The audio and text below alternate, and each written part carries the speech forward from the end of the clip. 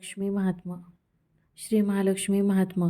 अनेक भाविक ही श्री महालक्ष्मी देवीची व्रत करतात. आल्यावर श्री महालक्ष्मीची कृपा व्हावी, संसारात सुखसमाधान सतत राहावे, हा यामागील हेतू असतो. हे व्रत केल्याने उत्तम फळाचा लाभ होतो. मार्गशीर्ष महिन्यातील पहिल्या गुरुवारी व्रताचा प्रारंभ करून शेवटच्या गुरुवारी त्याचे उद्यापन करतात.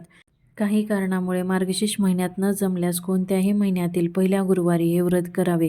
शेवटच्या गुरुवारी त्याची सांगता करावी. काही भाविक तर सतत वर्षभर या व्रताचे पालन करतात. लक्ष्मी व्रतात त्याचे नियम, पूजाविधी, कहाणी व आरती इत्यादींचा अंतर्भाव होतो. त्यावर श्रद्धा ठेवल्यास श्रीलक्ष्मीच्या कृपाप्रसादाने सर्व मनोरथ पूर्ण होतात. गुरुवारची कहाणी. श्री गणेशाय नमः. श्री महालक्ष्मी देवे नमः. ओम श्री क्लूम ओम धनाधिधन देवी माम. ओम धनदाय नमस्तुभ्यं. निधी पद्माधिपायच भवतु तो प्रसादे धन्यधान्यदी संपदा. मन लावून ऐकावी, ध्यानात ठेवावी. श्री महालक्ष्मी देवीची कहाणी. द्वापारयुगाची आदिदात्री, सौराष्ट्र देशाची मोहिनी श्री महालक्ष्मी देवी. आटपाट नगर होतं. नगराचा एक राजा होता. त्याचे नाव होते भद्रश्रवा. तो दयाळू, शूर व प्रजादक्ष होता. देव ब्राह्मणांना, साधुसंतांना सुखवीत होता, आनंद देत होता. राजाच्या राणीचं नाव सुरचंद्रिका होतं. नाव चांगलं, पण स्वभावात अहंकार. मागील जन्मी ती एका वैश्याची पत्नी होती. तिचं नवऱ्याशी भांडण होई. भांडणाने वैतागली. रागाने घराबाहेर पडली. चालत होती अनवाणी रानातून. तिथं तिला दिसल्या सुहासिनी. त्या करीत होत्या लक्ष्मी व्रत. ते तिनं पाहिलं. त्याचबरोबर तिनंही व्रत केलं. दुःख विसरली, दारिद्र्य गेलं, परिस्थिती सुधारली, देवीची भक्ती फळाला लागली. कालांतराने ती मरण पावली. पुढे तिचा पुन्हा जन्म झाला. स्त्रीचा जन्म पुन्हा मिळाला, पण भाग्य उजळलं. भद्रश्रवा राजाशी तिचा विवाह झाला. ऐश्वर्यात लोळू लागली. गर्वाने ती फुगली. गरिबांना विसरली. चोऱ्या थाटाने फुगली. दासदासींवर रागवली.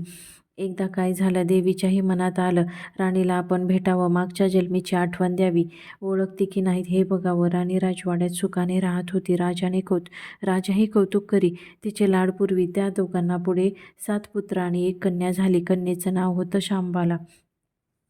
एके दिवशी काय झालं, देवीने म्हातारीचं रूप घेतलं. फाटकं वस्त्र नेले. माथी मळवट फासला. हाती काठी घेतली. काठी टेकवीत ते राणीला भेटायला आली. तिने आरोळी दिली. अरे आहे का घरात कोणी? कोणी घास देईल का? दासी बाहेर आली. म्हातारी दारात दिसली. तिनं विचारलं, कोण ग तू?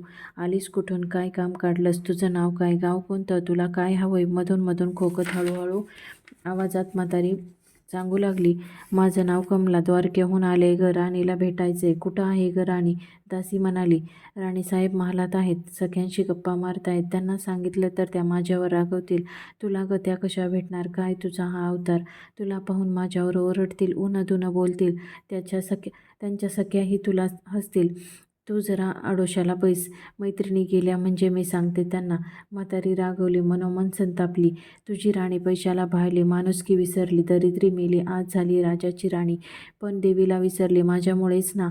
मीच तिला व्रत सांगितलं होतं, तिनं ते केलं. आता राणी पदावर बसली. देवीला आठवणही राहिली नाही. गर्व झाला संपत्तीचा. पैशाची धुंदी आली आहे. गोरगरिबांची पर्वा नाही. थोरा मोठ्याच्या मुली त्या झाल्या मैत्रिणी. म्हातारी गरीब अन भिकारीण. तिला कोण विचारतंय? पण याचं फळ तिला भोगावंच लागेल. तेव्हाच तिचे डोळे उघडले. जाते मी. दासी घाबरली. तिने म्हातारीला पाणी दिलं. हात जोडून म्हणाली, ते व्रत मला सांगाल? मी ते नेमाने करेन. उतणार नाही, मातणार नाही, घेतला वसा टाकणार नाही, दिलेला शब्द मोडणार नाही. त्या दासीला व्रताचा वसा सांगितला. म्हातारी उठली. काठी टेकवीत निघाली. तोच मांडीवरून राणीची कन्या शांबाला धावत आली. ती वळून म्हणाली, आजी रागवू नका. चुकली माझी आई. तिच्या वतीने मी क्षमा मागते. कृपा करा. दिलेला शाप मागे घ्या. पाया पडते तुमच्या. म्हातारीला मुलीची दया आली. म्हातारी निघणार तोच राणी माडीवरून आली. दाराशी येते तर बघते काय, म्हातारी दिसली. राणी ओरडली, हे तेरडे, कशाला ग आलीस? जा इथून. उठते ना, उठ म्हणते ना. जातीस की नाही? दुसरं घर नाही का दिसलं तुला? म्हातारीने संतापाने घराघरात डोळे फिरवले. कपाळावर आट्या पसरल्या. ती तडक घराबाहेर निघाली.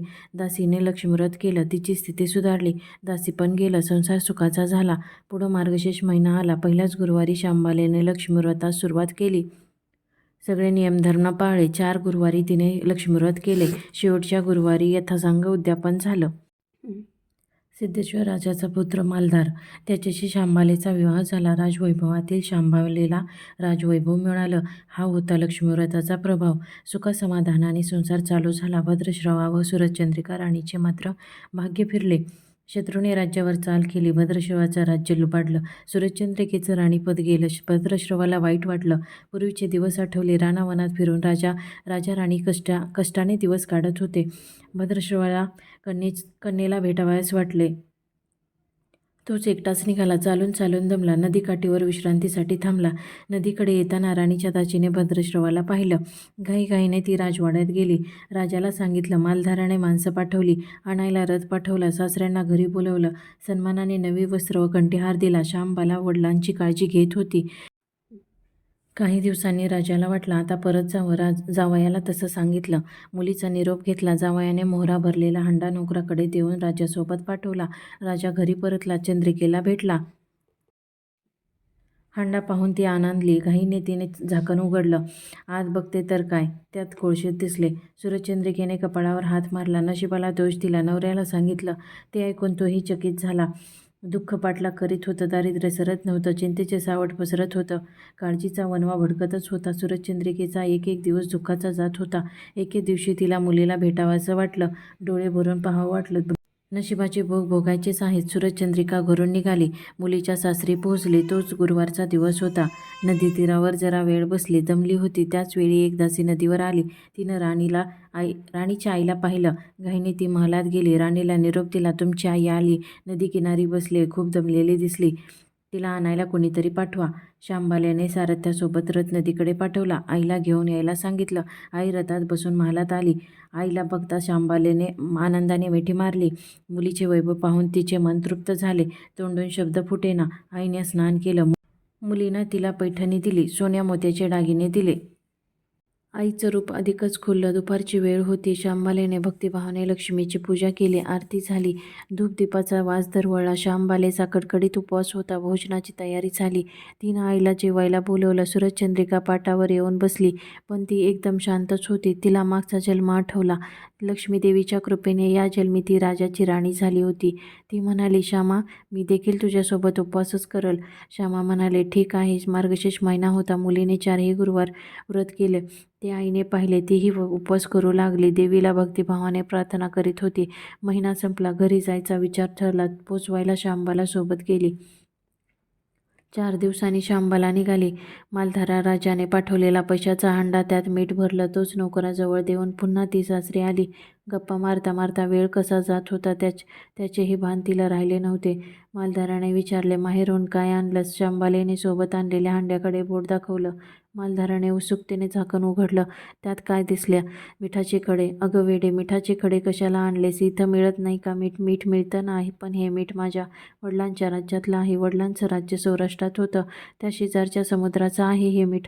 समुद्र तीरावर दूरवर माझ्या वडिलांचं राज्य होतं. पण आज शांबालेच्या सांगण्यातली ही खोस राजाने हेरली. तोच विचारात गुंतला. शांबाला म्हणाली, हे मीठ जीवनाचं अमृत आहे. अन्नाला चव येते. मीठ नसलेला पदार्थ आणि ज्याचं मीठ खावं त्याच्याशी इमानी असावं. त्याचं रक्षण करावं. कामात कसूर झाली तरी प्रसंगी प्राणही द्यावे. मालधर राजा निश्चयाने उठला. त्यानं आपलं सेवक सासऱ्याकडे पाठवले. त्याला बोलवून घेतलं. भद्रश्रवाला काय झालं कळलं नाही. ताबडतोब तो जावयाकडे आला. दोघांची गुप्त बैठक झाली. विचार पक्का ठरला. भद्रश्रवाने अनुमती दिली. मालधाराने मुख्य सेनापतीला तात्काळ भेटण्यास बोलावलं. सेनापती आले. त्यांनी मालधाराला वंदन केले. आज्ञा करावी महाराज, ते म्हणाले. भद्रश्रवाचं राज्य जिंकलेल्या शत्रूवर ताबडतोब स्वारी करा.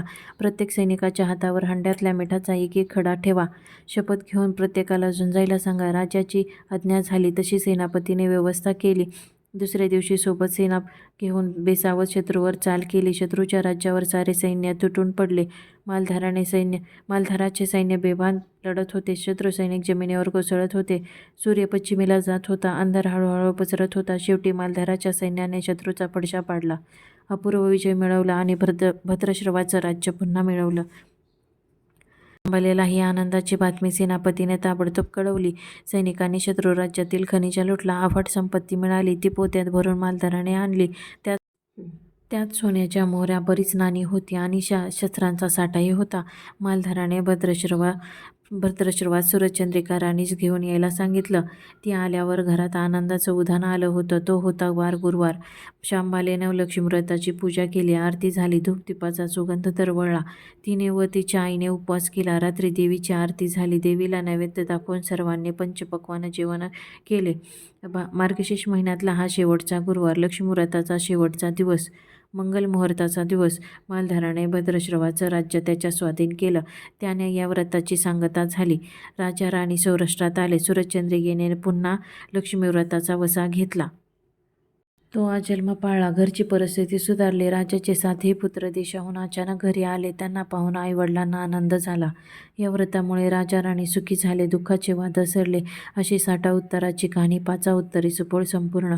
सर्वांनी देवीला वंदन करावं. त्यांचं घर सदैव आनंदित राहावं अशी लक्ष्मी देवीला प्रार्थना करावी. ही महालक्ष्मी व्रताची कहाणी तुम्हाला कशी वाटली ही कमेंट करून नक्की सांगा. चॅनलला सबस्क्राईब केलं नसेल तर प्लीज सबस्क्राईब करा. व्हिडिओ पाहिल्याबद्दल धन्यवाद.